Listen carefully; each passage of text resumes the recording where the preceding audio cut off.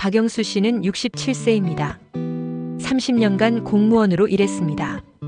매일 아침 7시 30분에 출근했고 서류 한 장도 빠뜨리지 않았습니다. 동료들은 그를 영수 형이라 불렀고 후배들은 박 과장님이라 존경했습니다. 퇴직식 날 그는 작은 화분 하나와 감사패를 받았습니다. 사진을 찍을 때 웃었습니다. 진심으로요. 이제 아내와 여행도 가고 손주도 돌보며 여유롭게 살 수 있을 거라 믿었습니다. 그날 저녁 집에 돌아온 영수 씨는 거실 소파에 앉았습니다. 아내 김미정 씨가 부엌에서 설거지를 하고 있었습니다. 그는 조심스럽게 말을 꺼냈습니다. 여보, 이제 시간도 많으니까 우리 제주도 한번 다녀올까? 미정 씨는 고개도 돌리지 않았습니다. 돈은 어디서 나와? 연금으로 여행까지 가? 영수 씨는 입을 다물었습니다. 그날 밤 그는 천장을 보며 잠들지 못했습니다. 영수 씨의 아침은 언제나 같았습니다. 새벽 6시에 눈을 뜹니다. 세수를 하고 거실로 나갑니다. 신문을 펼치고 믹스커피 한 잔을 탑니다. 조용히 기사를 읽습니다. 30년간 지켜온 습관이었습니다. 퇴직 후에도 그 습관은 이어졌습니다. 하지만 이제 그 습관은 평화가 아니라 전쟁의 시작이었습니다. 어느 아침 미정 씨가 방에서 나왔습니다. 머리를 묶으며 거실로 걸어왔습니다. 영수 씨를 보더니 한숨을 쉬었습니다. 아침부터 또 신문이야? 이제 매일 집에 있으면서 뭘 그렇게 읽어? 그냥 습관이라서. 습관이면 뭐해? 당신 이제 할 일도 없잖아. 영수 씨는 신문을 천천히 접었습니다. 종이가 접히는 소리만 거실에 울렸습니다. 영수 씨는 이해하려 했습니다. 갑자기 남편이 매일 집에 있으니 아내도 적응이 필요할 거라 생각했습니다. 그래서 스스로를 달랬습니다. 조금만 참자. 시간이 지나면 괜찮아질 거야. 그는 집안일을 거들기 시작했습니다. 청소기를 돌리고 빨래를 갰습니다.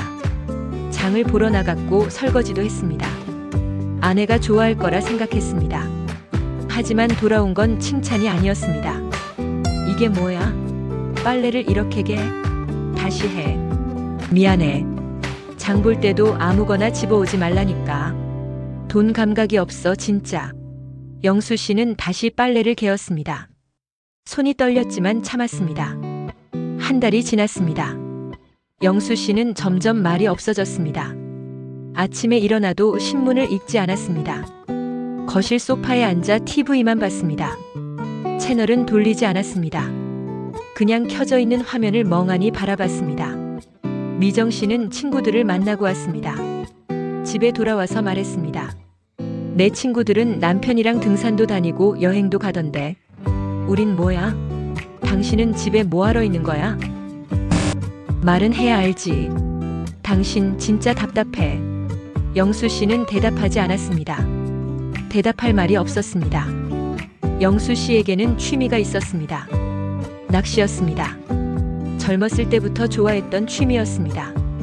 퇴직하면 매주 강가에 가서 낚시를 하고 싶었습니다.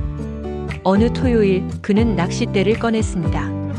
오랜만에 마음이 가벼웠습니다. 미정 씨가 부엌에서 나왔습니다. 어디 가려고? 낚시 좀 다녀올까 해서. 낚시? 돈 들어가는 거 아니야? 장비는 다 있어. 교통비, 식사비 다 돈이지. 이제 벌이도 없는데 그런 여유가 어딨어? 영수 씨는 낚싯대를 다시 창고에 넣었습니다. 문을 닫을 때 손잡이가 차가웠습니다. 시간이 흐를수록 미정 씨의 말은 날카로워졌습니다. 영수 씨는 점점 작아졌습니다. 그는 집안에서 투명인간이 되어갔습니다. 말을 걸어도 대답이 없고 있어도 없는 사람처럼 취급당했습니다. 어느 날 영수 씨는 문화센터 안내 책자를 봤습니다. 서예 강좌가 있었습니다. 예전부터 배우고 싶었던 것이었습니다. 그는 조심스럽게 아내에게 말했습니다. 여보, 이거 서예 배우는 건데 한번 다녀볼까 해서. 얼마나 하는데? 한 달에 5만 원이야. 5만 원? 그 돈이면 알바라도 해. 연금만 축내지 말고. 영수 씨는 책자를 조용히 접었습니다. 그날 밤 그는 책자를 쓰레기통에 버렸습니다. 어느 주말 딸 박소연 씨가 손주를 데리고 왔습니다. 식사 자리가 마련되었습니다. 영수 씨는 오랜만에 웃었습니다. 손주가 귀여웠습니다. 하지만 그 웃음은 오래가지 못했습니다. 얘들아, 너희 아버지 요즘 뭐하냐? 집에서 연금만 축내지. 식탁이 조용해졌습니다. 숟가락 소리가 멈췄습니다. 손주가 고개를 들었습니다. 할아버지, 이제 일 안 해요? 영수 씨는 억지로 웃었습니다. 응, 할아버지는 이제 쉬는 거야. 하지만 그 웃음은 입가에만 걸려 있었습니다. 눈은 웃지 않았습니다. 그날 밤 영수 씨는 혼자 베란다에 나갔습니다. 창문을 열었습니다. 찬 공기가 얼굴에 닿았습니다. 30년을 일했습니다. 성실하게 살았습니다. 가족을 위해 헌신했습니다. 그런데 이게 끝이라니. 그는 도시의 불빛을 바라봤습니다. 멀리서 차 소리가 들렸습니다. 누군가는 지금도 바쁘게 살아가고 있었습니다. 영수 씨는 생각했습니다. 나는 지금 무엇을 하고 있는 걸까? 그 질문은 답 없이 밤하늘로 흩어졌습니다. 박영수 씨의 전쟁은 이제 막 시작되었습니다. 그는 아직 모릅니다. 이 전쟁이 얼마나 길고 얼마나 고통스러울지. 하지만 그는 곧 알게 될 것입니다. 존중받지 못하는 삶이 얼마나 무거운지, 그리고 그 무게를 벗어던지기 위해 무엇을 선택해야 하는지. 영수 씨는 변화를 시도했습니다. 아내가 불만스러워하는 이유를 알 것 같았습니다. 갑자기 집에 붙어 있는 남편이 답답할 수 있다고 생각했습니다. 내가 더 잘하면 되겠지. 그는 아침 일찍 일어나 청소기를 돌렸습니다. 거실, 안방, 화장실까지 구석구석 밀었습니다. 먼지 하나 없이 깨끗하게 만들었습니다. 미정 씨가 일어났습니다. 거실을 둘러보더니 고개를 저었습니다. 청소기만 밀면 뭐해? 걸레질을 해야지. 아, 그럼 다시 할게. 다시? 처음부터 제대로 하지. 영수 씨는 걸레를 들었습니다. 무릎을 꿇고 바닥을 닦았습니다. 30년 직장 생활 동안 해본 적 없는 일이었습니다. 빨래도 맡았습니다. 세탁기 돌리는 법을 배웠습니다. 빨래를 널고 마른 옷을 겠습니다. 정성스럽게 한 장 한 장 개었습니다. 미정 씨가 빨래를 확인했습니다. 한참을 보더니 한숨을 쉬었습니다. 이게 뭐야? 빨래를 이렇게 개? 뭐가 잘못됐어? 각이 안 잡혔잖아. 그리고 색깔별로 분류도 안 하고. 다시 해. 영수 씨는 빨래를 다시 폈습니다. 손이 떨렸습니다. 분노가 아니라 억울함이었습니다. 장보기도 시작했습니다. 아내가 준 쪽지를 들고 마트에 갔습니다. 하나하나 꼼꼼하게 골랐습니다. 상한 것은 없는지, 유통기한은 괜찮은지 확인했습니다. 집에 돌아와 장바구니를 내놓았습니다. 다녀왔어. 미정 씨가 물건들을 꺼냈습니다. 영수증을 보더니 인상을 찌푸렸습니다. 이게 얼마야? 장 봤다고 돈은 왜 이렇게 썼어? 쪽지에 적힌 대로 다 샀는데. 그래도 이건 너무 비싼 거 산 거야. 아무거나 집어오지 말라니까. 돈 감각이 없어. 영수 씨는 영수증을 다시 봤습니다. 총액 38,000원. 뭐가 과한지 알 수 없었습니다. 일주일이 지났습니다. 영수 씨는 매일 집안일을 했습니다. 청소, 빨래, 설거지, 장보기. 완벽하게 하려고 노력했습니다. 하지만 칭찬은 단 한 번도 없었습니다. 돌아오는 건 지적뿐이었습니다. 이건 왜 이렇게 했어? 이걸 이렇게 해? 아니, 그게 아니라. 영수 씨는 점점 말수가 줄었습니다. 뭘 해도 틀렸고 뭘 해도 부족했습니다. 그는 거울 앞에 섰습니다. 주름진 얼굴이 보였습니다. 어느새 등도 굽어 있었습니다. 나는 언제부터 이렇게 작아졌을까? 한 달이 지났습니다. 영수 씨는 이제 지쳐 있었습니다. 하지만 포기하지 않았습니다. 마지막으로 한 가지를 시도하기로 했습니다. 그는 창고에 있던 낚싯대를 다시 꺼냈습니다. 젊었을 때 친구들과 자주 가던 강이 생각났습니다. 퇴직하면 다시 가고 싶었던 곳이었습니다. 토요일 아침 그는 일찍 준비를 했습니다. 낚싯대와 간단한 도시락을 챙겼습니다. 미정 씨가 방에서 나왔습니다. 어디가? 낚시 좀 다녀올게. 낚시? 갑자기? 오랜만에 가보려고. 미정 씨의 얼굴이 굳었습니다. 교통비 얼마 드는데? 버스 타면 왕복 5,000원 정도야. 식사는? 도시락 싸왔어. 낚싯대 관리비는? 미끼는? 다 돈이지. 영수 씨는 말을 잃었습니다. 이제 벌이도 없는데 그런 여유가 어딨어? 연금으로 취미생활까지 할 거야? 그는 낚싯대를 다시 창고에 넣었습니다. 손잡이가 차갑게 느껴졌습니다. 며칠 뒤 영수 씨는 문화센터 책자를 봤습니다. 서예 강좌 안내가 눈에 들어왔습니다. 평생 배우고 싶었던 것이었습니다. 그는 조심스럽게 아내에게 말했습니다. 여보, 이거 서예 배우는 건데. 서예야? 응. 한 달에 5만 원이야. 미정 씨는 책자를 보지도 않았습니다. 5만 원? 그 돈이면 알바라도 해.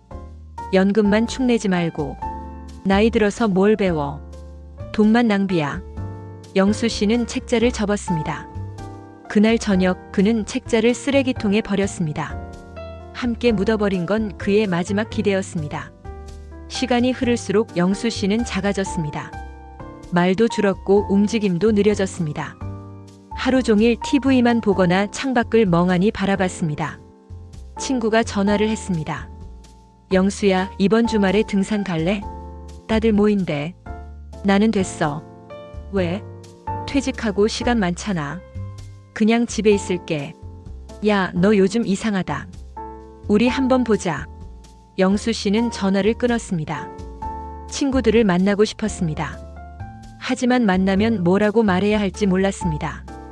아내한테 구박받으며 산다고. 집안일만 하는데 칭찬 한 번 못 받는다고. 그건 창피한 일처럼 느껴졌습니다. 어느 저녁 딸 소연 씨가 전화를 했습니다. 아빠 요즘 어때? 응, 그냥 잘 지내. 목소리가 왜 그래? 무슨 일 있어? 아니야. 괜찮아. 아빠 엄마랑 사이 안 좋아? 엄마가 요즘 아빠 얘기를 이상하게 하더라. 영수 씨는 숨을 깊게 들이쉬었습니다. 딸이 걱정할 일은 아니야. 아빠. 소연아, 나 괜찮아. 걱정 마. 전화를 끊고 나서 영수 씨는 오랫동안 멍하니 앉아 있었습니다. 그날 밤 영수 씨는 잠이 오지 않았습니다. 침대에 누워 천장을 바라봤습니다. 옆에서 아내의 숨소리가 들렸습니다. 30년을 함께 살았습니다. 딸도 키우고 어려운 시절도 함께 견뎠습니다. 그런데 이제는 말 한마디 나누기도 어려웠습니다. 아니, 말을 나누는 게 두려웠습니다. 무슨 말을 해도 비난으로 돌아올 것 같았습니다. 영수 씨는 조용히 베란다로 나갔습니다. 찬 공기가 얼굴에 닿았습니다. 밤하늘의 별은 보이지 않았습니다. 그는 문득 깨달았습니다. 아내에게 난 남편이 아니었구나. 그냥 돈 버는 기계였어. 그 생각이 머릿속을 가득 채웠습니다. 가슴이 먹먹했습니다. 다음 날 아침 영수 씨는 평소처럼 일어났습니다. 세수를 하고 거실로 나갔습니다. 하지만 신문을 펼치지 않았습니다. 그는 창밖을 바라봤습니다. 사람들이 출근하는 모습이 보였습니다. 학생들이 등교하고 택배기사가 바쁘게 움직였습니다. 모두가 어딘가로 가고 있었습니다. 목적이 있었습니다. 하지만 영수 씨는 어디로 가야 할지 몰랐습니다. 아니, 어디로도 갈 수 없었습니다. 그는 소파에 앉았습니다. 그리고 조용히 눈을 감았습니다. 박영수 씨의 자존심은 하루하루 무너지고 있었습니다. 아무리 노력해도 인정받지 못했고 아무리 애써도 사랑받지 못했습니다. 그는 점점 생각하기 시작했습니다. 이대로 살 수는 없다. 하지만 어떻게 해야 할지는 아직 몰랐습니다. 단 하나 확실한 건 있었습니다. 이 삶이 계속된다면 그는 완전히 사라질 것 같았습니다. 주말이었습니다. 딸 소연 씨가 손주를 데리고 왔습니다. 영수 씨는 오랜만에 얼굴에 생기가 돌았습니다. 손주가 현관으로 뛰어들어왔습니다. 할아버지, 우리 강민이 많이 컸네. 영수 씨는 손주를 안아 올렸습니다. 아이의 웃음소리가 집안을 밝게 만들었습니다. 잠시나마 그는 행복했습니다. 소연 씨가 부엌으로 가서 미정 씨를 도왔습니다. 영수 씨는 거실에서 손주와 블록을 쌓았습니다. 할아버지, 이거 봐요. 제가 만든 로봇이에요. 우와, 정말 잘 만들었네. 오랜만에 웃었습니다. 진심으로요. 저녁 식사가 준비되었습니다. 온 가족이 식탁에 둘러앉았습니다. 소연 씨가 밥을 담아주고 미정 씨가 국을 떴습니다. 강민아, 할머니가 해준 미역국이야. 맛있게 먹어. 네, 할머니. 밥을 먹으며 소연 씨가 말했습니다. 엄마, 요즘 어때요? 힘든 건 없고? 힘들지. 매일 집에 남편이 있으니까 얼마나 답답한데. 식탁 분위기가 약간 어색해졌습니다. 영수 씨는 고개를 숙이고 밥만 먹었습니다. 소연 씨가 조심스럽게 말을 이었습니다. 아빠도 적응 중이실 거예요. 30년 직장 생활하다가 갑자기 쉬시게 됐으니까. 미정 씨가 숟가락을 내려놓았습니다. 적응? 적응은 무슨? 그냥 집에서 놀기만 하는데. 영수 씨는 여전히 말이 없었습니다. 잠시 침묵이 흘렀습니다. 숟가락 소리만 식탁 위에서 울렸습니다. 그때 미정 씨가 갑자기 웃으며 말했습니다. 얘들아, 너희 아버지 요즘 뭐 하는 줄 알아? 소연 씨의 손이 멈췄습니다. 영수 씨는 천천히 고개를 들었습니다. 연금만 축내면서 하루 종일 빈둥거려. 청소 한 번 제대로 못하면서 취미 생활은 하겠다고 하고. 순간 식탁의 모든 소리가 멈췄습니다. 숟가락도 젓가락도 움직이지 않았습니다. 손주 강민이가 고개를 들었습니다. 천진난만한 목소리로 물었습니다. 할아버지, 이제 일 안 해요? 영수 씨는 손주를 바라봤습니다. 아이의 맑은 눈이 자신을 보고 있었습니다. 응. 할아버지는 이제 쉬는 거야. 왜요? 아빠는 매일 일하는데. 할아버지는 나이가 많아서. 강민이가 고개를 갸우뚱했습니다. 그럼 할아버지는 집에서 뭐 해요? 영수 씨는 대답하지 못했습니다. 입이 떨어지지 않았습니다. 소연 씨가 재빨리 끼어들었습니다. 강민아, 밥 먹자. 할아버지는 집에서 쉬시는 거야. 응. 아이는 다시 밥을 먹기 시작했습니다. 하지만 어른들은 아무도 숟가락을 들지 않았습니다. 소연 씨가 조용히 말했습니다. 엄마, 그런 말씀은. 뭐? 사실인데 왜? 아빠 앞에서 그러시면 어떡해요? 사실이 뭐가 문제야? 나는 매일 이렇게 사는데. 영수 씨는 억지로 미소를 지었습니다. 입가만 올라갔습니다. 눈은 웃지 않았습니다. 괜찮아. 엄마 말이 틀린 건 아니니까. 그의 목소리는 떨렸습니다. 식사는 그렇게 끝났습니다. 소연 씨가 설거지를 하고 미정 씨는 TV를 켰습니다. 영수 씨는 베란다로 나갔습니다. 잠시 후 소연 씨가 베란다 문을 열고 나왔습니다. 아빠, 괜찮아. 아빠, 엄마가 요즘 좀 예민하세요. 아빠도 이해해 주세요. 영수 씨는 도시의 불빛을 바라봤습니다. 소연아. 네, 아빠. 나는 정말 쓸모없는 사람인 걸까? 소연 씨는 아무 말도 하지 못했습니다. 그저 아버지의 옆에 서 있을 뿐이었습니다. 딸 가족이 돌아갔습니다. 영수 씨는 손을 흔들며 배웅했습니다. 현관문이 닫히자 집은 다시 조용해졌습니다. 미정 씨는 TV를 보고 있었습니다. 영수 씨는 소파 한쪽에 앉았습니다. 여보, 왜? 아까 그 말은 좀 심했어. 미정 씨는 TV에서 눈을 떼지 않았습니다. 뭐가? 사실인데. 딸이랑 손주 앞에서까지 그렇게 말하는 건. 그럼 뭐 어쩌라고? 당신은 지금 뭘 하고 있는데? 영수 씨는 입을 다물었습니다. 더 이상 할 말이 없었습니다. 그날 밤 영수 씨는 잠들지 못했습니다. 침대에 누워 천장을 바라봤습니다.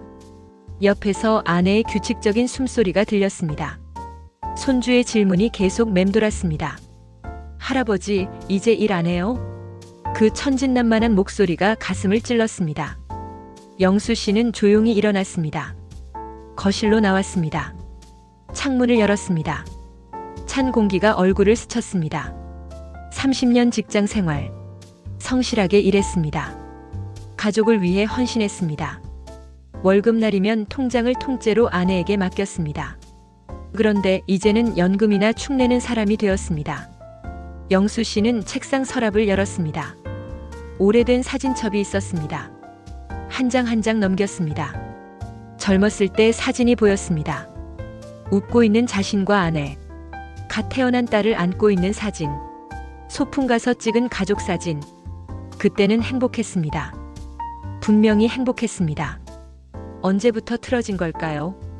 어디서부터 잘못된 걸까요? 영수 씨는 사진첩을 천천히 덮었습니다. 그는 메모지를 꺼냈습니다. 펜을 들었습니다. 뭔가를 쓰려다가 멈췄습니다. 뭘 써야 할지 몰랐습니다. 하지만 한 가지는 확실했습니다. 이대로는 살 수 없다. 존중받지 못하는 살, 사랑받지 못하는 결혼, 자존심이 무너지는 매일. 이게 인생의 끝이라면 너무 비참했습니다. 영수 씨는 펜을 내려놓았습니다. 창밖을 바라봤습니다. 새벽이 다가오고 있었습니다. 며칠이 지났습니다. 영수 씨는 평소와 다름없이 지냈습니다. 청소하고 빨래하고 장을 봤습니다. 하지만 무언가 달라졌습니다. 그의 눈빛이 달라졌습니다.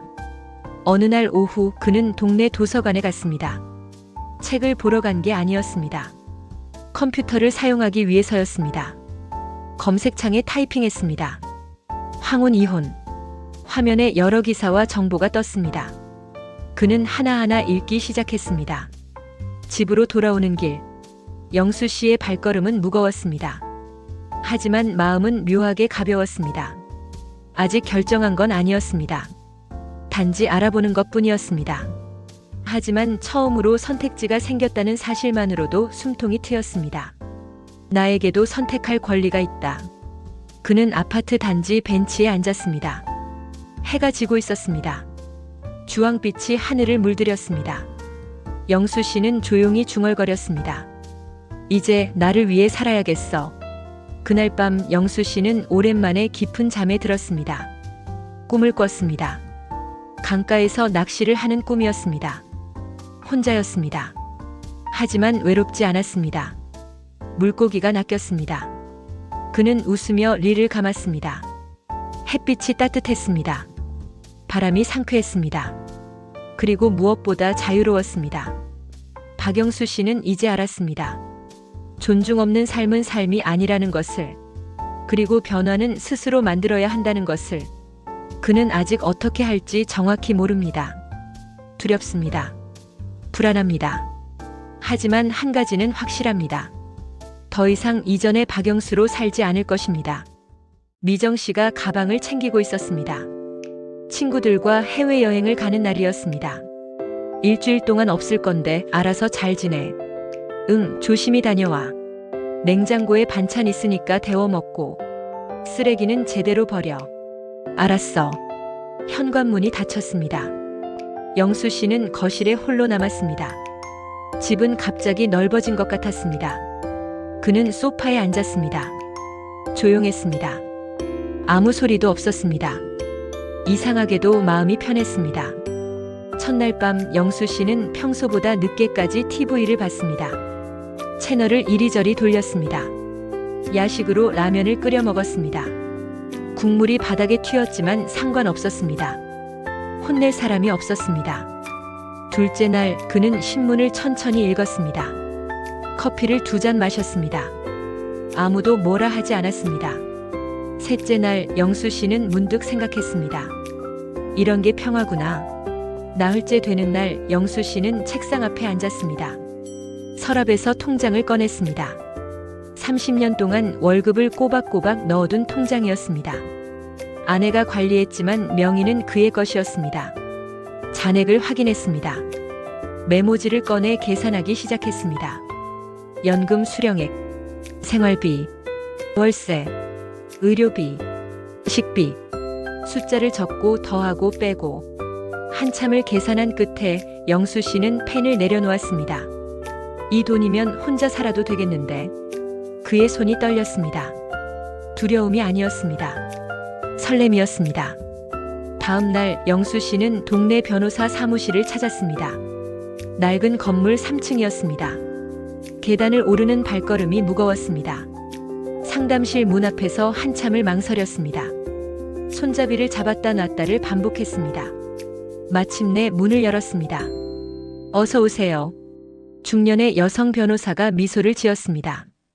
영수 씨는 긴장한 목소리로 말했습니다. 저 이혼 상담 받으러 왔습니다. 상담은 1시간 넘게 이어졌습니다. 변호사는 차분하게 설명했습니다. 영수 씨는 고개를 끄덕이며 들었습니다. 재산 분할은 어떻게 되나요? 혼인 기간 중 형성된 재산은 원칙적으로 반씩 나눕니다. 집은요? 집도 마찬가지입니다. 명의가 누구든 상관없이 공동재산으로 봅니다. 영수 씨는 잠시 생각했습니다. 그럼 제 몫으로 작은 집 하나 살 수 있겠네요. 충분히 가능합니다. 변호사가 서류를 건넸습니다. 천천히 생각하세요. 이혼은 신중해야 합니다. 네, 감사합니다. 집으로 돌아오는 길, 영수 씨는 공원 벤치에 앉았습니다. 서류를 펼쳐 다시 읽었습니다. 머릿속이 복잡했습니다. 30년 결혼 생활, 딸, 손주, 추억들. 하지만 동시에 마음 한편이 가벼웠습니다. 선택할 수 있다는 것, 그것만으로도 충분하다. 그는 서류를 가방에 넣었습니다. 천천히 일어섰습니다. 미정 씨가 여행에서 돌아왔습니다. 영수 씨는 평소처럼 맞이했습니다. 잘 다녀왔어? 응. 피곤해 죽겠네. 미정 씨는 가방을 던지고 소파에 앉았습니다. 영수 씨는 짐을 정리하기 시작했습니다. 여행은 어땠어? 그냥 그랬어. 친구들이랑 쇼핑하고 밥 먹고. 그래. 짧은 대화였습니다. 평소와 다를 게 없었습니다. 하지만 영수 씨는 달라져 있었습니다. 그의 마음속에는 이미 결심이 자리 잡고 있었습니다. 며칠 후 영수 씨는 딸 소연에게 전화를 걸었습니다. 소연아, 아빠야. 네, 아빠. 무슨 일이세요? 할 얘기가 있어서. 시간 괜찮아? 지금이요? 네, 괜찮아요. 영수 씨는 숨을 깊게 들이쉬었습니다. 아빠가 엄마랑 이혼하려고 해. 전화기 너머로 침묵이 흘렀습니다. 긴 침묵이었습니다. 소연아? 네, 아빠. 듣고 있어요. 또다시 침묵. 영수 씨는 불안했습니다. 그때 딸의 목소리가 들렸습니다. 아버지, 오래 참으셨잖아요. 뭐? 저도 알아요. 아빠가 얼마나 힘들어 하셨는지. 소연아, 이제 아빠 행복하세요. 제가 응원할게요. 영수 씨의 눈가가 뜨거워졌습니다. 하지만 현실은 순탄하지 않았습니다. 이혼 협의 과정은 예상보다 힘들었습니다. 미정 씨는 격렬하게 반발했습니다. 이혼? 갑자기 무슨 소리야? 갑자기가 아니야. 나는 오래 생각했어. 나이 들어서 무슨 이혼이야. 사람들이 뭐라고 하는데. 사람들 시선은 중요하지 않아. 당신 정신 나갔어? 영수 씨는 침착하게 말했습니다. 나는 이제 존중받고 싶어. 그게 그렇게 이상한 일이야? 미정 씨는 할 말을 잃었습니다. 재산 분할 협상은 더 험난했습니다. 서로의 변호사가 오가며 조율했습니다. 집 예금, 연금 하나하나 나누는 과정은 고통스러웠습니다. 영수 씨는 밤마다 잠을 설쳤습니다. 이게 맞는 걸까? 너무 늦은 건 아닐까? 하지만 아침이 오면 다시 마음을 다잡았습니다. 아니야. 지금이라도 한 게 다행이야. 석 달이 지났습니다. 이혼 합의서에 도장을 찍는 날이었습니다. 변호사 사무실. 영수 씨와 미정 씨는 마주 앉았습니다. 말은 없었습니다. 서류를 확인하고 도장을 찍었습니다. 마지막 장에 도장을 찍는 순간 영수 씨는 이상한 감정을 느꼈습니다. 슬픔도 있었습니다. 후회도 있었습니다. 하지만 동시에 평온함도 있었습니다. 30년이 끝났습니다. 새로운 시작이었습니다. 영수 씨는 작은 원룸을 구했습니다. 역 근처의 오래된 건물 3층이었습니다. 방 하나, 화장실 하나, 작은 부엌이 달려 있었습니다. 짐은 많지 않았습니다. 옷가지 몇 벌, 책 몇 권, 낚싯대 하나. 창문을 열었습니다. 거리가 내려다 보였습니다. 사람들이 바쁘게 지나갔습니다. 영수 씨는 빈방 한가운데 섰습니다. 이제 진짜 시작이구나. 첫날 밤 그는 편의점에서 도시락을 사왔습니다. 바닥에 앉아 먹었습니다. 밥알이 떨어졌지만 상관없었습니다. 혼낼 사람이 없었습니다. 둘째 날 라면을 끓였습니다. 냄비가 넘쳐서 가스레인지가 지저분해졌습니다. 영수 씨는 웃었습니다. 진짜 웃음이었습니다. 셋째 날 빨래를 했습니다. 하얀 셔츠를 빨간 양말과 함께 돌렸습니다. 셔츠가 분홍색으로 물들었습니다. 아이고. 하지만 화를 낼 사람이 없었습니다. 지적할 사람도 없었습니다. 영수 씨는 분홍 셔츠를 입고 거울을 봤습니다. 그리고 웃었습니다. 박영수 씨의 새로운 삶이 시작되었습니다. 서툴렀습니다. 실수도 많았습니다. 외로울 때도 있었습니다. 하지만 자유로웠습니다. 그리고 그 자유는 그 어떤 것보다 달콤했습니다. 원룸 생활이 시작된 지 한 달이 지났습니다. 영수 씨는 적응하고 있었습니다. 하지만 문제가 하나 있었습니다. 시간이 너무 많았습니다. 혼자 있는 시간이 길어지면 생각이 많아졌습니다. 외로움도 찾아왔습니다. 그리고 무엇보다 돈이 필요했습니다. 영수 씨는 결심했습니다. 일을 해야겠어. 동네 편의점 앞에 알바 모집 공고가 붙어 있었습니다. 야간 아르바이트 구함. 경력 무관. 성실한 분. 영수 씨는 한참 공고를 바라봤습니다. 망설였습니다. 67세의 편의점 알바라니. 하지만 곧 고개를 저었습니다. 뭐 어때? 할 수 있는 일이면 하는 거지. 그는 가게로 들어갔습니다.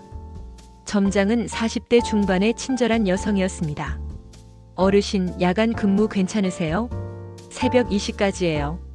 네, 괜찮습니다. 힘들 수도 있는데 젊은 사람들만큼은 못해도 성실하게 하겠습니다. 점장이 미소 지었습니다. 그럼 내일부터 나오시겠어요? 네, 감사합니다. 영수 씨는 오랜만에 감사합니다라는 말을 진심으로 했습니다. 첫 출근 날, 저녁 10시, 영수 씨는 편의점 유니폼을 입었습니다. 거울을 봤습니다. 낯설었지만 나쁘지 않았습니다. 점장이 업무를 설명했습니다. 계산, 진열, 청소, 유통기한 체크. 어렵지 않아요. 천천히 배우시면 돼요. 네, 열심히 하겠습니다. 밤 11시. 대학생 손님이 들어왔습니다. 라면과 삼각김밥을 골랐습니다. 7,000원입니다. 카드요. 영수 씨는 서툴게 카드 단말기를 조작했습니다. 손님이 웃으며 말했습니다. 새로 오셨어요? 네, 오늘 첫날입니다. 대단하시네요. 화이팅이요. 짧은 대화였습니다. 하지만 영수 씨의 마음은 따뜻해졌습니다. 새벽 1시. 손님이 뜸해졌습니다. 영수 씨는 진열대를 정리했습니다. 과자, 음료수, 생활용품. 하나하나 가지런히 놓았습니다. 일을 하니 시간이 빨리 갔습니다. 무엇보다 쓸모있는 사람이 된 기분이었습니다. 새벽 2시. 교대 시간. 점장이 들어왔습니다. 수고하셨어요. 첫날인데 잘하셨어요. 아니에요. 많이 배웠습니다. 내일도 나오시죠? 네, 물론이죠. 집으로 돌아오는 길. 새벽 공기가 차가웠습니다.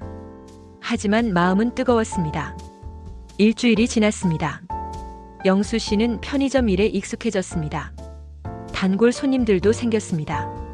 대학생, 야간 근무자, 택시기사. 아저씨, 오늘도 나오셨네요. 그럼요. 매일 나오죠. 대단하세요. 저 나이 되면 저렇게 할 수 있을까? 그 말을 듣는 순간 영수 씨는 가슴이 뭉클했습니다. 대단하다고. 30년 직장 생활에서도 듣지 못한 말이었습니다. 어느 날 밤 20대 여성 손님이 들어왔습니다. 눈이 빨갛게 부어 있었습니다. 과자 몇 개와 맥주를 들고 계산대에 왔습니다. 힘든 일 있으세요? 여성이 고개를 들었습니다. 잠시 망설이더니 대답했습니다. 회사에서 힘든 일이 있었어요. 그랬군요. 힘내세요. 오늘 힘든 날도 지나갈 거예요. 여성이 작게 웃었습니다. 고마워요, 아저씨. 영수 씨도 웃었습니다. 누군가를 위로할 수 있다는 것. 그것만으로도 의미 있었습니다. 한 달이 지났습니다. 첫 월급을 받았습니다. 봉투를 손에 쥐었습니다. 많은 돈은 아니었습니다. 하지만 오롯이 자신이 번 돈이었습니다. 영수 씨는 봉투를 한참 바라봤습니다. 눈가가 뜨거워졌습니다. 이게 얼마만인가? 스스로의 노동으로 번 첫 돈. 그것은 어떤 위로보다 강했습니다. 어느 날 영수 씨는 동네 문화센터 앞을 지나갔습니다. 기타 강좌 안내가 붙어 있었습니다. 망설이지 않고 들어갔습니다. 기타 배우고 싶은데요. 연령 제한 없어요. 등록하시겠어요? 네. 등록비를 냈습니다.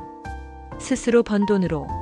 첫 수업날, 영수 씨는 가장 나이 많은 수강생이었습니다. 선생님이 기타를 나눠줬습니다.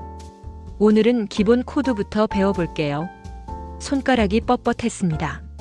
줄을 누르는 게 어려웠습니다. 하지만 포기하지 않았습니다. 천천히 하나씩 배웠습니다. 수업이 끝나고 옆에 앉은 50대 여성이 말을 걸었습니다. 저도 처음인데 어렵네요. 저도요. 하지만 재미있어요. 맞아요. 나이 들어서 배우니까 더 좋은 것 같아요. 영수 씨는 고개를 끄덕였습니다. 그녀의 말이 맞았습니다. 집에 돌아와서 영수 씨는 노트북을 켰습니다. 딸이 선물로 준 노트북이었습니다. SNS 계정을 만들었습니다. 아이디는 67세 새 출발. 첫 글을 올렸습니다. 안녕하세요. 67세 박영수입니다. 이혼하고 혼자 살기 시작했습니다. 편의점에서 일하고 기타도 배우고 있습니다. 늦었지만 행복합니다. 사진도 함께 올렸습니다. 원룸 창가에서 찍은 셀카였습니다. 올리고 나서 두근거렸습니다. 누가 볼까? 비난하지 않을까? 다음 날 아침 영수 씨는 휴대폰을 확인했습니다. 댓글이 달려 있었습니다. 하나가 아니라 여러 개였습니다. 응원합니다. 멋지세요. 저도 용기 얻었어요. 영수 씨는 한 줄 한 줄 읽었습니다. 눈물이 났습니다. 그중 하나가 특히 마음에 와닿았습니다. 아저씨 글 보고 용기 얻었어요. 저도 새 출발해요. 오늘 엄마랑 산책했어요. 고마워요. 영수 씨는 답글을 달았습니다. 저도 고맙습니다. 우리 함께 힘내요. 그날 밤 편의점에서 일을 마치고 집으로 돌아왔습니다. 원룸 창가에 앉았습니다. 따뜻한 차를 한 잔 탔습니다. 도시의 불빛이 창문으로 쏟아졌습니다. 조용했지만 외롭지 않았습니다. 영수 씨는 작은 노트를 꺼냈습니다. 일기를 쓰기 시작했습니다. 오늘도 내 목소리로 하루를 마칩니다.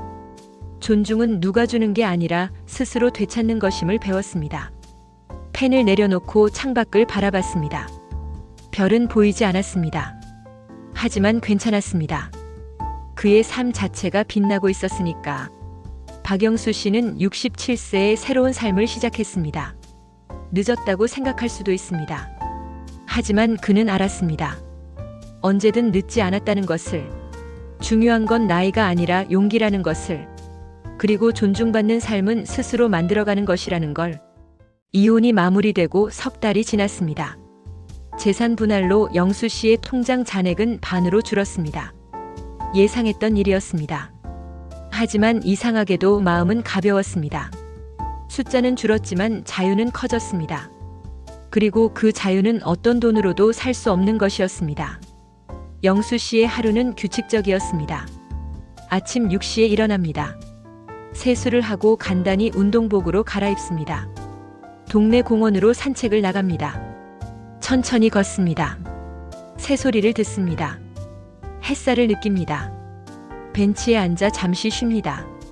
그리고 스스로에게 말합니다. 오늘은 내가 정한 하루야.